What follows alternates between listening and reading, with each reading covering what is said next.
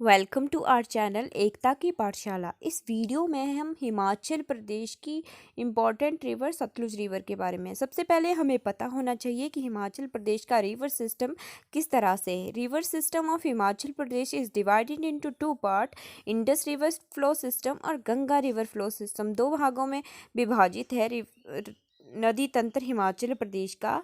सिंधु नदी की सहायक नदियां हैं चंद्रभागा यानी चिनाब, रावी, व्यास, सतलुज प्लस झेलम जो कि जम्मू कश्मीर में है। ये सिंधु नदी की सहायक नदियां हैं और यमुना रिवर हमारी गंगा नदी की सहायक नदी है। अब हम देखेंगे सतलुज रिवर का फ्लो सिस्टम। सतलुज रिवर के बारे में जानते हैं। सतलुज रिवर जो है हिमाचल प्रदेश की सबसे लंबी नदी है और हिमाचल प्रदेश में इसकी टोटल लेंथ है 320 किलोमीटर। इसका वैदिक नेम है शतुद्री और इसका संस्कृत नेम है शतद्रु, जिसका मतलब होता है 100 शाखाओं वाली, 100 भुजाओं वाली। इसका ग्रीक नेम है हिसिड्रा और इसे ज़ारादोस भी कहते हैं।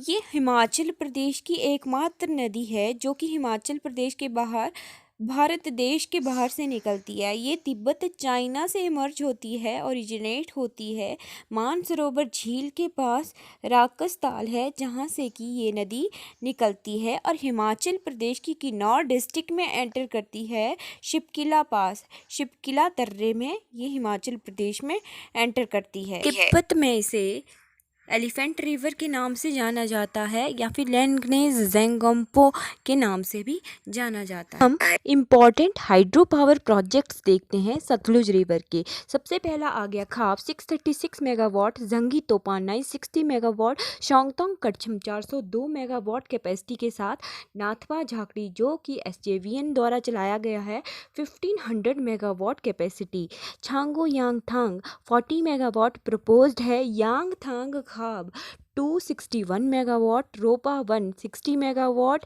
रोपा 2 12 मेगावाट, निशांग 10 मेगावाट, ये दोनों प्रपोज्ड हैं। फिर आ गया काशांग 1 और 2 198 मेगावाट कैपेसिटी का अंडर कंस्ट्रक्शन है, काशांग 348 मेगावाट का प्रपोज्ड है, दिधांग 1 और 200 मेगावाट के ये भी प्रपोज्ड है, बसपा 2 300 मेगावाट कैपेसिटी के साथ, ASBP Bhaba 124 megawatt capacity, Shorang 100 megawatt, Baspa 1 210 megawatt, ये अंडर डिस्प्यूट है due to wildlife conservation, Luhri 1 588 megawatt capacity के साथ, Kol dam 800 megawatt capacity, Bhakra 1325 megawatt capacity के साथ। ये सबसे इम्पोर्टेंट बांध है, सबसे बड़ा बांध है। चलिए अब हम इसकी ट्रिब्यूटरीज की तरफ चलते हैं। सबसे इम्पोर्टेंट ट्रिब्यूटरी आ जाती है सतलुज रिवर की स्पीति नदी। स्पीति नदी लाहौल स्पीति से निकलती है, स्पीति वैली में कुंजम ला पास से निकलती है। स्पीति नदी लिंगटी घाटी लिंगटी वैली से आती है लिंगटी रिवर और पिन वैली से आती है पिन रिवर। लिंगटी इसकी लेफ्ट ट्रिब्यूटरी है और पिन पार्वती इसकी, पिन रिवर इसकी राइट ट्रिब्यूटरी है। डिस्ट्रिक्ट किन्नौर में एंटर होती है और ये सतलुज रिवर में मिलती है। सतलुज रिवर शिपकिला पास से डिस्ट्रिक्ट किन्नौर में एंटर हुई। सबसे पहली ट्रिब्यूटरी इसमें मिली स्पीति रिवर। इसके बाद इसकी ट्रिब्यूटरीज आ जाती हैं रोपा रिवर, रोपा वैली से आने वाली, इसे शायान खड भी कहते हैं। इसके बाद इसकी ट्रिब्यूटरी आ जाती है लीपा खड, कल्पा के आसपास की ट्रिब्यूटरी है। फिर आ जाती है इसकी ट्रिब्यूटरी मूलगन खड जिसे पांगी नाला भी कहते हैं।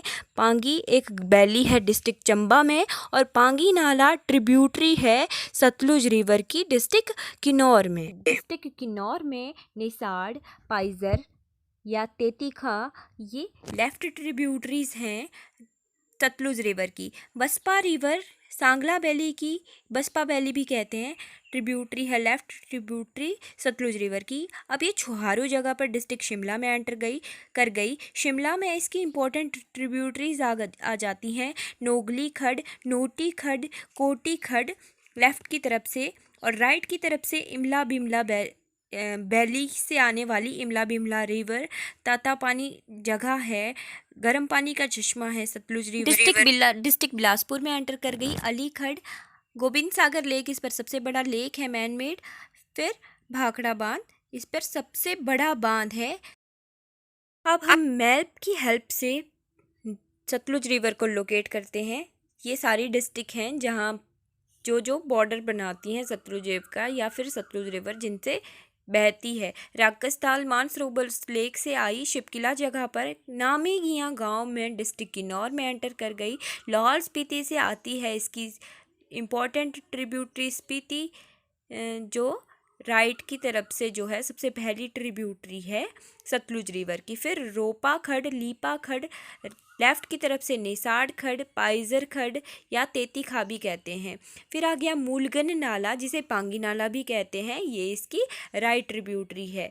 रूपी खड इसकी राइट ट्रिब्यूटरी है। बसपा रिवर सांगला वैली या फिर बसपा वैली की सबसे इम्पोर्टेंट खड, ये इसकी लेफ्ट ट्रिब्यूटरी है सतलुज रिवर की। छोहारू जगह पर ये डिस्ट्रिक्ट शिमला में एंटर कर गई। डिस्ट्रिक्ट शिमला में सबसे पहली ट्रिब्यूटरी आ गई नोगली खड, फिर आती है नोटी खड, फिर आती है कोटी खड। और मंडी और शिमला के बॉर्डर पर इस पे गर्म पानी का चश्मा है जिसे ताता पानी कहते हैं। मंडी में इमला बिमला घाटी से आने वाली इमला बिमला रिवर इसकी राइट ट्रिब्यूटरी है, डिस्ट्रिक्ट बिलासपुर में एंटर कर गई। सलापड़ नामक जगह पर जो है सतलुज ब्यास लिंकिंग प्रोजेक्ट का ब्यास का पानी निकाला गया है और सतलुज रिवर में मिलाया गया है। यहाँ पर इस पर बना है कोल डैम जिसकी 800 मेगावाट कैपेसिटी है। सतलुज रिवर को खूनी नदी भी कहते हैं। अब हम देखेंगे बिलासपुर में एंटर कर गई अलीखड़ इसकी इंपॉर्टेंट ट्रिब्यूटरी है। अलीखड़ इसकी इंपॉर्टेंट ट्रिब्यूटरी इसलिए हो जाती है क्योंकि इस पे सबसे बड़ा फिश फार्म है, सबसे बड़ा मछली प्रजनन केंद्र है अलीखड़ में, डिस्ट्रिक्ट बिलासपुर में, जो कि ट्रिब्यूटरी है सतलुज। अब हम डिस्ट्रिक्ट बिलासपुर में इसके गोविंद सागर लेक की तरफ चलते हैं। गोविंद सागर लेक हिमाचल प्रदेश का सबसे बड़ा कृत्रिम सबसे बड़ी मैन मेड झील है जिसकी लंबाई है लगभग 88 to 90 किलोमीटर। गोविंद सागर नाम गुरु गोविंद सिंह जो कि 10वें अंतिम गुरु थे सिखों के, उन्होंने अपने सैन्य शक्ति बढ़ाकर औरंगजेब को चुनौती दी थी, इसलिए उनकी याद में इस झील का नाम गोविंद सागर रखा गया था। बिलासपुर में बहने के बाद ये भाखड़ा नामक जगह पर पंजाब में एंटर कर जाती है। भाखड़ा में इस पर बांध बना हुआ है जिसकी हाइड्रो पावर कैपेसिटी है 1325 मेगावाट।